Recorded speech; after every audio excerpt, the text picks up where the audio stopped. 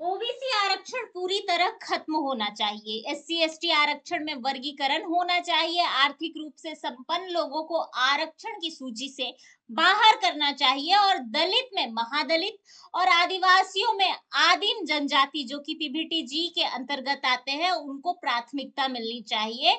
और आरक्षण के असली हकदार समाज के सबसे निचले पायदान पर खड़े महादलित और जंगल पहाड़ों में रहने वाले आदिम जनजाति है। ये बयान मेरा नहीं है बल्कि ये बयान है देश के 52वें मुख्य न्यायाधीश रहे जस्टिस भूषण रामकृष्ण गवई का, जिन्हें हम बीआर गवई भी कहते हैं, जो खुद अनुसूचित जाति से आते हैं, दलित समुदाय से आते हैं और उनके पिता रामकृष्ण गवई प्रसिद्ध दलित नेता भी रहे हैं। अब सवाल ये है कि क्या ये सोच मनुवादी है? क्योंकि सो कॉल्ड जो भीमवादी लोग हैं, जो ज्यादा संविधान की चिंता करते हैं, नीला झंडा उठाकर ना, वो कह रहे हैं भैया कि ये सोच तो मनुवादी है। तो मैं उन्हें बता देना चाहती हूँ कि भैया अगर ये सोच मनुवादी है तो कैसे है पहले ये बताना। और दूसरी बात, ये मनुवादी कैसे है आपके हिसाब से? क्योंकि ना तो ये किसी ब्राह्मण ने कहा, ना किसी सवर्ण जाति ने कहा, तो फिर ये मनुवादी सोच कैसे हो गई? बताइएगा जरा। क्योंकि मेरे हिसाब से तो जस्टिस गवई ने जो कहा वो मनुवादी नहीं बल्कि राष्ट्रवादी सोच है। यह संविधान की मूल भावनाओं की ओर इशारा करता है। और आरक्षण का मूल्य उद्देश्य क्या था, आप खुद सोचिए। संविधान निर्माताओं में विशेषकर बी.आर. अंबेडकर ने आरक्षण को समान अवसर देने का औजार बनाया था, ना कि किसी विशेषाधिकार का आरक्षण लक्ष्य था, है ना? तो फिर कैसे ये मनुवादी सोच हो गई? बाबा साहब अंबेडकर की ही बातों को तो बी.आर. गवई ने कह दिया है। ऐतिहासिक न्याय का सुधार, सामाजिक प्रतिनिधित्व, शिक्षा और नौकरियों में प्रवेश का अवसर ही आरक्षण का मतलब था, ना कि कथित तौर पर उसको एक पारिवारिक तरीके से, पारिवारिक लेगेसी की तरह से उसको ढोते चलना था। 75 साल बाद, आजादी के 75 साल बाद सवाल उठता है कि क्या लाभ वही लोग बार बार नहीं उठा रहे जो समृद्ध हो गए हैं? क्या सबसे निचले पायदान पर खड़े लोग अब भी इस आरक्षण से दूर दूर तक फायदा नहीं उठा पा रहे? आपको नहीं लगता? ओबीसी में क्रीमी लेयर की अवधारणा लागू है, लेकिन एससी एसटी में यह लागू नहीं है, जिसका फायदा बढ़ चढ़कर उठाया जा रहा है। और एससी एसटी के मूल जो शिक्षा से, रोजगार से वंचित है, जो गरीबी में जी रहे हैं, उन्हें आरक्षण मिल ही नहीं रहा है।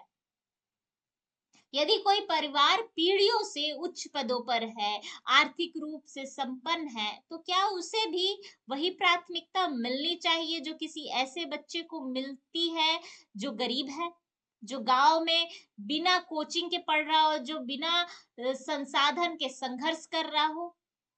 आप खुद बताइए, कमेंट करिए। यह आरक्षण खत्म करने की मांग नहीं है मेरी, यह आरक्षण पहुंचाने की मांग है, और वो भी सही हाथों तक। हम बहस में अक्सर कहते हैं कि नहीं भैया, आरक्षण का तो गलत फायदा उठाया जा रहा है। हाँ, गलत फायदा उठाया जा रहा है, लेकिन उन लोगों के द्वारा नहीं जो सच में शोषित है, वंचित है।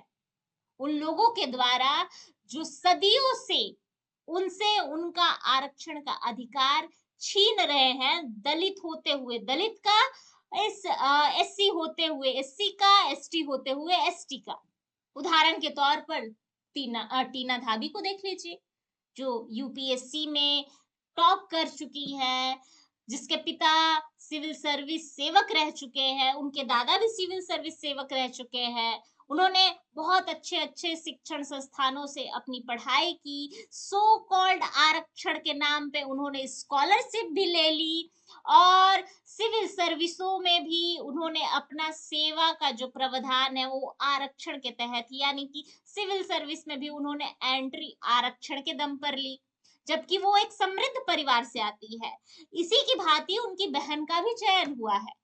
अब यहाँ ये प्रश्न उठता है कि एक और किसान मजदूर की बेटी सरकारी स्कूल में पढ़ने वाली, बिना गाइडेंस के, बिना संसाधन के, और दूसरी ओर टीना ढाबी जो प्राथमिक सेवा पृष्ठभूमि, उच्च स्तरीय स्कूलिंग और शहरी एक्सपोजर और आरक्षण का लाभ लेती रही, दोनों को देखे तो क्या दोनों की शुरुआती लाइन समान रहेगी, पैरेलल रहेगी?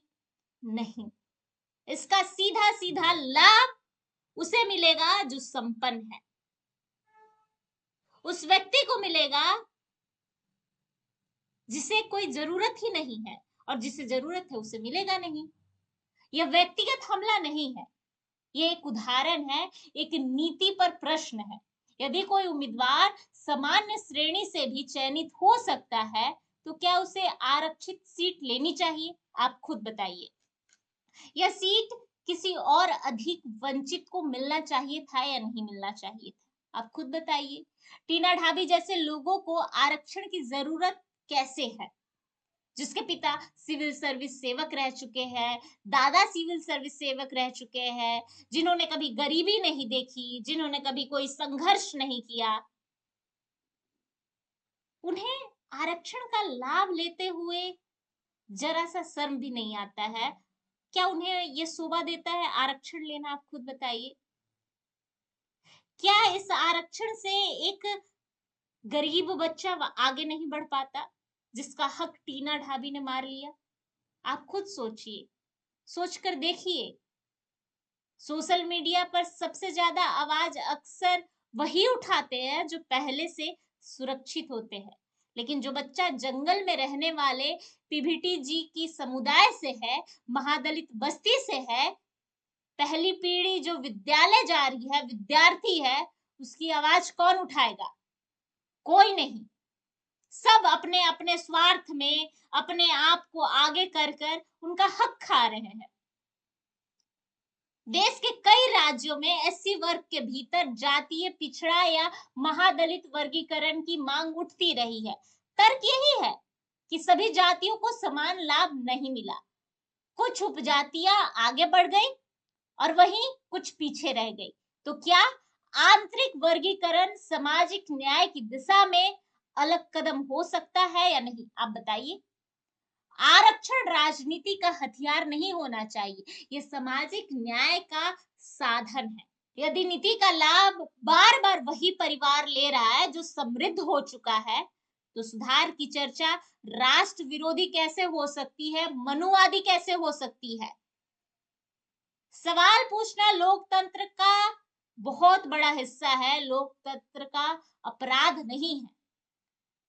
आज मुद्दा आरक्षण खत्म करने का नहीं है, मैं आपको बता दूं कि मुद्दा है आरक्षण सही हाथों तक पहुंचाने का। अगर कोई परिवार सक्षम हो चुका है, तो क्या यह एक कदम पीछे हटकर किसी और वंचित बच्चे को आगे आने नहीं दे सकते?